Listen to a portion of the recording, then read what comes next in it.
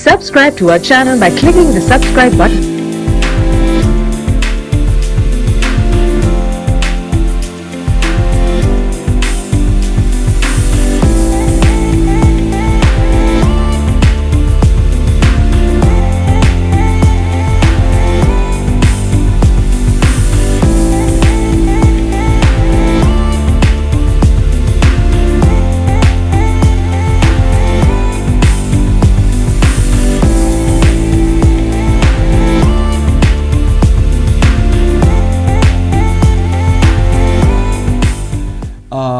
So we've discussed the exposure triangle in a little bit of detail, and now I'm going to be talking about another critical thing which can make or break your picture, and that is the white balance.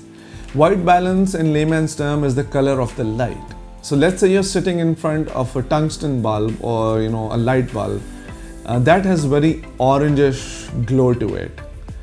And let's say you're sitting in front of a fluorescent tube light that has a bluish tint to it, and that color of the light impacts the final outcome of the camera, and that is called the white balance. Your camera has different controls. Let's say of course there's auto white balance, and in auto white balance the camera tries to determine the color of light.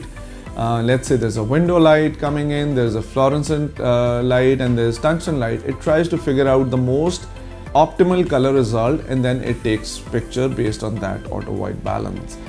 But let's say you're shooting with strobes in studio, so it is best that you use customized white balance or appropriate white balance depending upon the shooting conditions, so that your pictures look best. If you're shooting in shade, you should use white balance that corresponds to shade. When you're shooting in RAW, you have total control over changing the white balance.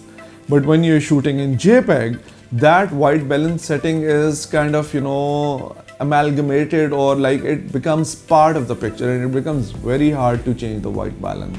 So we discussed the RAW versus JPEG format.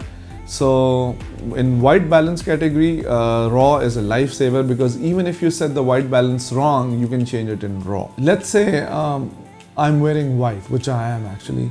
A human eye will determine a white to look white, the color white to look white. But when camera looks at the white, it makes a mixture of all the ambient light in the room, the window light, the orange bulb light, the fluorescent light, and it casts a color on the white shirt that I'm wearing. And white doesn't actually look white when you take a picture. So white balance, it should be set according to the shooting condition and situation. Let's say you're shooting in sunny conditions, you should use it to sun. There's a setting for that. If you're shooting in orange tungsten, shooting in shade, or if you're shooting in sunset time of the day, you should set the white balance accordingly, because camera looks at the light or the color of the light, and it tries to counter to ensure that. So when you set the white balance according to the shooting conditions, what the camera is trying to do is it is ensuring that the neutrals look neutral, the gray looks gray, and it doesn't have a blue or orange color cast to it. And same goes for white or black. So setting the white balance correctly is really important, because we like to see the real life colors come to life in the pictures that we take. And if a white shirt is looking orangish or bluish, that doesn't look good. Subscribe to our channel by clicking the subscribe button.